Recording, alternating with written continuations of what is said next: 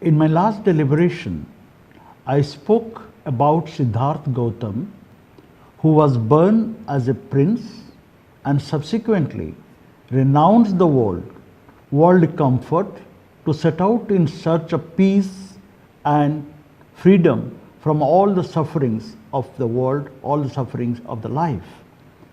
In order to understand life and teachings of Buddha, a broader political and conceptual context, we must understand the socio-economic condition of India prior to Buddha. In the 3rd millennium BC, there existed a highly developed culture, a civilization in India and Indian subcontinent. This civilization, like any other civilization of the ancient world, started in the river valleys like in Egypt, Mesopotamia, China and India simultaneously.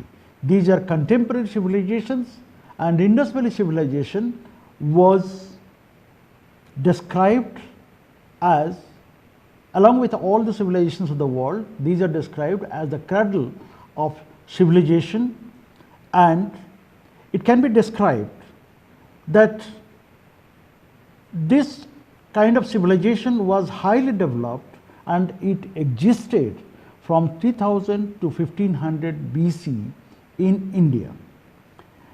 The excavations carried out in the Indus Valley, mostly in Mohenjo-daro and Harappa, now in present-day Pakistan, it reveals that it was highly developed and a urban civilization.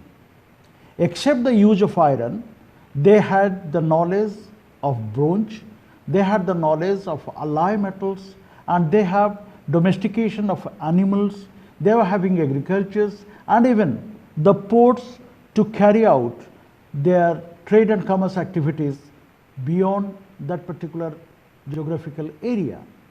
And this civilization had a script also, but unfortunately we have not yet been able to describe or decipher the scripts which could have told us lot many things about the conditions of India during 3rd century, 3000 BC to 1500 BC. Now this flourished quite some time, for 1000 years, before it came to an end.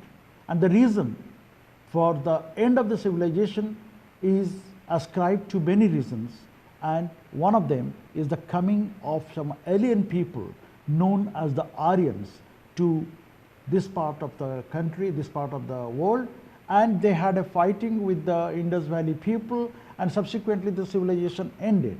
But this is just one theory. There are other theories about that, about the destruction of that Indus Valley civilization, which is highly developed.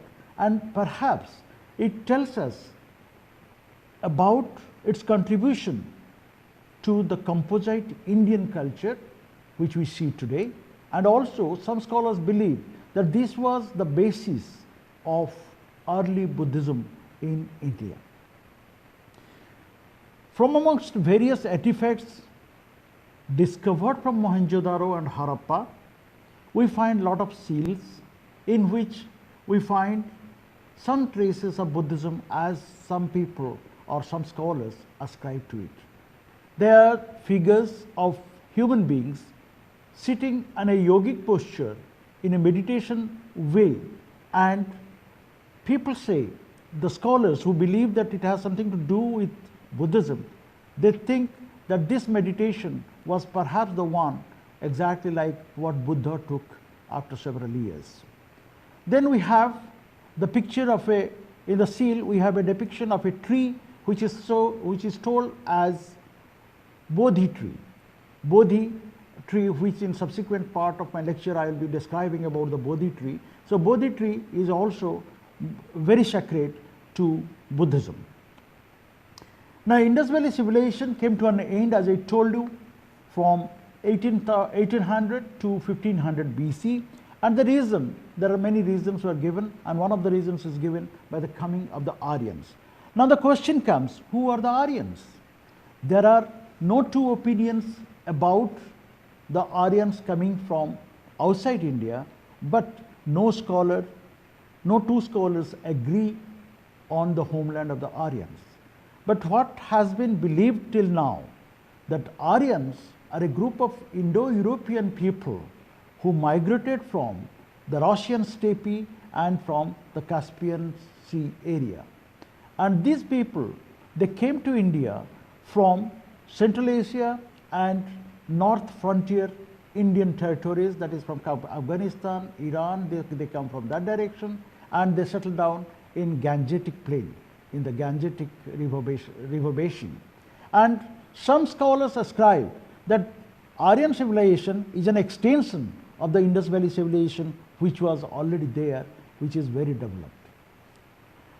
Now, what is this Aryans they had to do with the history of India? The Aryans also came down in different batches, and they had settled down in different places of Gangetic basin. Now, when these Aryans were coming in different groups, these are different groups of people.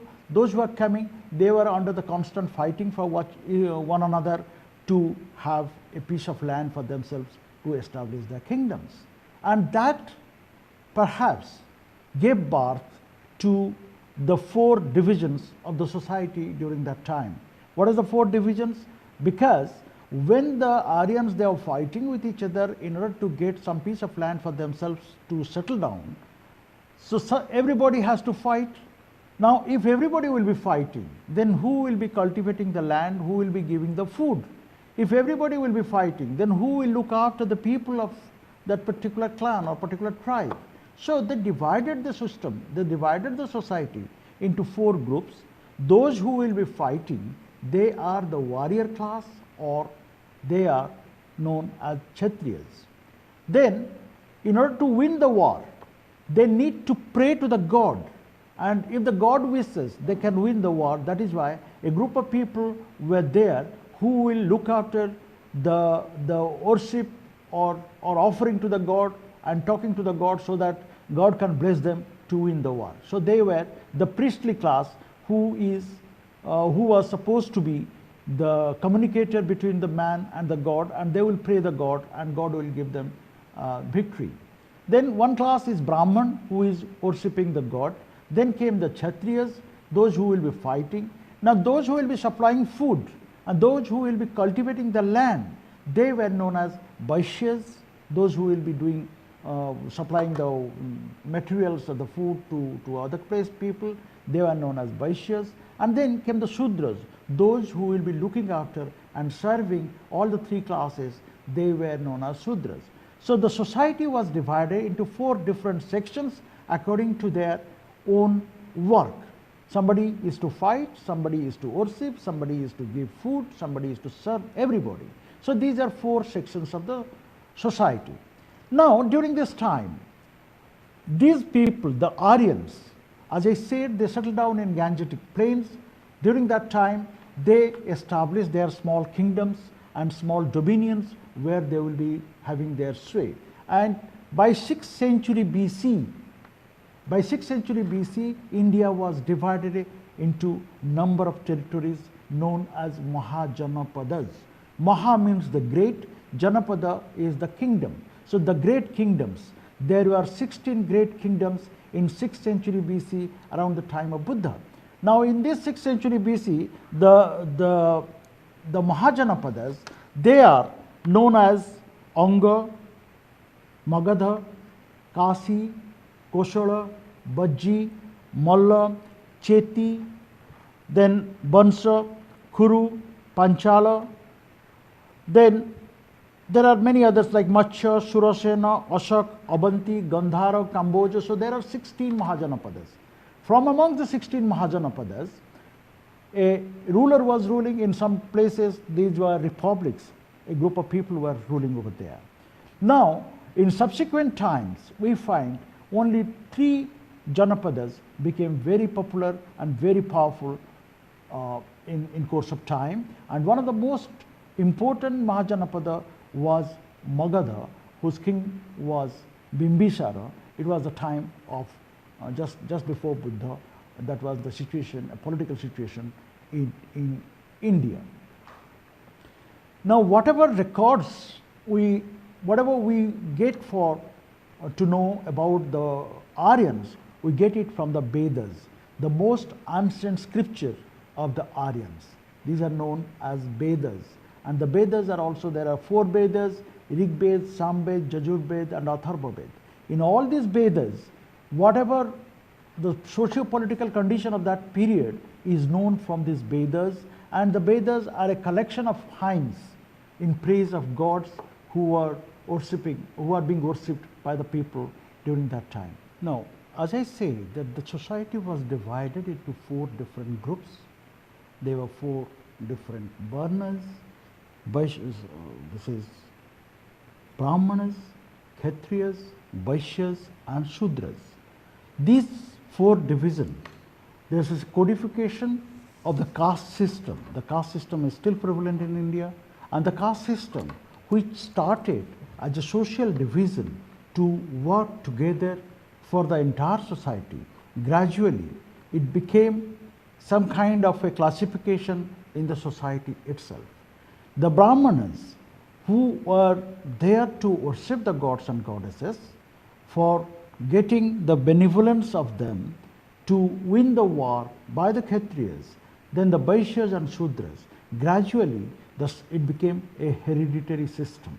The Brahmana's son became a Brahman, a Kshatriya's son became a Kshatriya.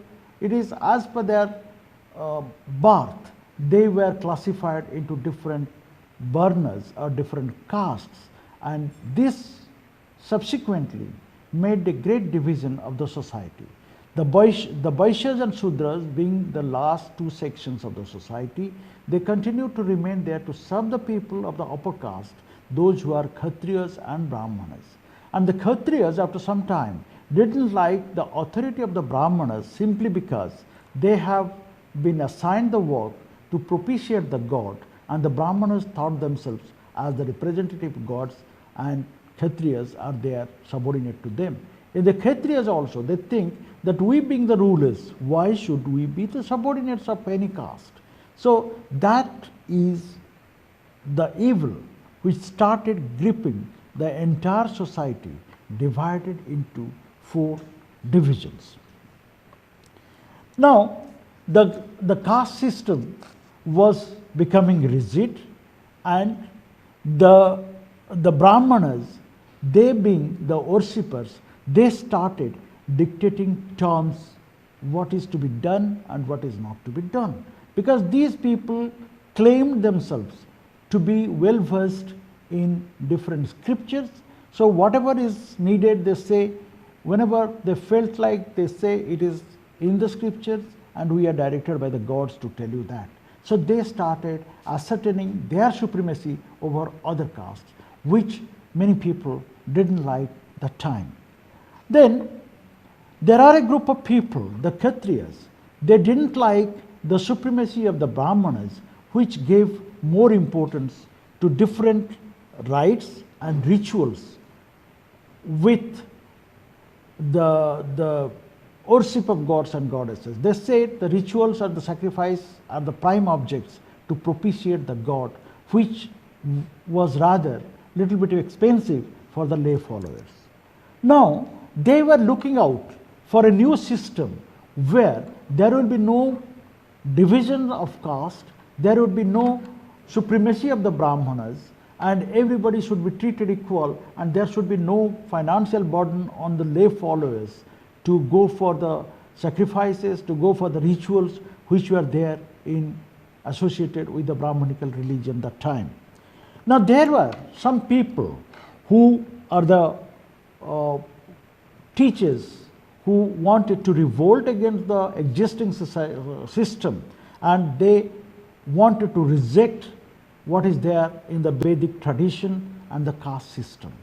And they wanted that there should be renunciation of the family ties, there should not be no family ties, and they should adopt the monastic lifestyle. Then they wanted to investigate the mind and the universe, and they wanted to search for permanent happiness and freedom beyond the mundane world. So these are the feelings of some of the thinkers of that time, those who believed in a tradition called Shramana tradition or Samana tradition. It was in the time of Buddha. And during the time of Buddha, there were some contemporary teachers also who believed in all these principles I told right at the moment, and they were the Jainas, who the religion like Buddhism, it was preached by a contemporary figure known as Bardhaman Mahavir. Now Bardhaman Mahavir, he propounded a theory called Jainism. Like Buddhism, Gautam Buddha made Buddhism, so he started one group of people to follow. These are known as Jaina philosophy, Jainism, and it accepted the doctrines of karma. Karma means what you are doing in this life. That is the doctrine of karma they believed in, Jainas, and they search for liberation and freeing the soul from the karma. Whatever good karmas you are having, your soul can be liberated because of the good karmas you accept here. And they gave more emphasis on asceticism and non-violence. They give more emphasis on non-violence, no rituals, no killing of the animals, no sacrifices. So they said that this religion or this whatever we are teaching, violence has no place in this teaching. Then there was another group of people who are led by another religious teacher. He was known as Makhali Goshala. Makhali Goshala started Ajivikas. The Ajivikas where they accepted the idea of transmigration. They rejected the doctrine of karma. They didn't believe in karma, and they believe in determinism and fatalistic view of life. What is there in the fate, that is going to happen. So they accepted the ascetic lifestyle. They accepted of going as an ascetic, and they wanted to go for monastic life. These are known as Ajivikas. Now, before we go for this, before we discuss more about this, let us know what was the Hindu doctrine that time. Hindu means, I say here Hindu means it is broadly a Brahmanical tradition or a Brahmanical religion. Now what was there? There are different people, different teachers, different school of Hinduism, which is materialist, which is Lokayat, or those who believe in the free will, those who reject the moral caution, that is those who reject karma, and those who assert that the acts and events happen spontaneously. It is no karma, and whatever you are doing or whatever acts you are doing and what are the events that happen very spontaneously, nothing to do with karma. Then in pursuit of happiness, they wanted to go for getting the happiness. It was the main aim of the life to get pursuit of happiness, to get happiness, including the sensual pleasure which they get out of this happiness. Then they do not accept the self, denial of any kind of self. They deny, and they believe in annihilation of the person at the death. In some Brahmanical philosophy, in some Brahmanical religion, ideas, we think the man is born again as per his karma. Whatever he has done this life, he is going to get the punishment maybe in the next life. He is coming again. But here, the Lokayats, they say there is no coming to the earth again. With the death, everything is finished. Then there is another group of people, agnostics or skeptics. They avoid allegiance to any theory. They don't believe in any theory. They want freedom. They wanted freedom from all point of view. They don't accept any bondage, and these are known as agnostics or the skeptics. Then in this situation, in this context, let us see what is Buddhism that time. That time it was the time of Buddha, and Buddha, as I said, he left his home, leaving his family, his son, his wife, his father, and everybody and renounced the world, he went on to seek happiness and seek the liberation from all sufferings. Now he left the home at the age of 29. He said that he believed to reject all social ties, responsibility, including those of his family. His entry into the religious life as an ascetic, as a samana, he left his charioteer at the river bank near a jungle, and he went to meditate. And I told you in my last lecture about that. And he had to set out for the search of truth. Now, when he went in search of truth, he met many religious teachers, and he started following the same principles which the religious teachers at that point of time taught him, and he engaged himself in different yogic practices also. But somehow or other he was not satisfied. He didn't get the attainment of the sphere of knowledge, sphere of nothingness. He had in the attainment of sphere of neither cognition or non-cognition. He started practice of self-mortification, but he gave up extreme asceticism.